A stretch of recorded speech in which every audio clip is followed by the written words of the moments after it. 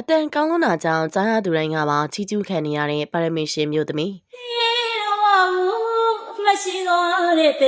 ကျမတို့ရဲ့ This Celebrity News Channel လေးကနေပြန်လည်ကကြိုဆိုလိုက်ပါတယ်။ Social Media ပေါ်မှာပေါ်လာပြီးနောက်မှာတော့ကိုယ့်ရဲ့ပါရမီတွေကိုချပြနိုင်မှုအတွက်အခွင့်အလမ်းတွေများစွာရရှိလာခဲ့ပါတယ်။လက်ရှိမှာတော့မျိုးသမီးတူဟာချိုးသားလုံးနဲ့သူ့ရဲ့အတန်လေးကြောင့်အားပေးသူအများပြားရဲ့စောင့်ကြည့်ခြင်းကိုခံလာနေရပါတယ်။မက်ဆဲဦးတွေဟာသစင်းလေးတွေကိုတပိုင်းတစတီးဆိုရင်းနဲ့လူသိများလာခဲ့ပါတယ်။အစောပိုင်းမှာတော့သစင်းလေးတွေနဲ့အတူစော့ခဲ့ပေမဲ့လည်းထင်သလောက်တောင်ပေါက်ခဲ့တာပါ။ဒါပေမဲ့လည်းသူ့ရဲ့ပါရမီပါတဲ့အတန်လေးကြောင့် TikTok တပုတ်ဟာမီလီယံနဲ့ချီပြီးတဟုန်ထိုးပေါက်သွားခဲ့တာဖြစ်ပါတယ်။လူအများစုကတော့တခြင်းတွေစုပေးဖို့အတွက်မကြာခဏဆိုသလိုပါတောင်းဆိုမှုပြုလုပ်လာခဲ့ကြပါတယ်။မက်ဆဲယူတွေဟာပျော်ဝေသူလေးတယောက်ဖြစ်ပြီး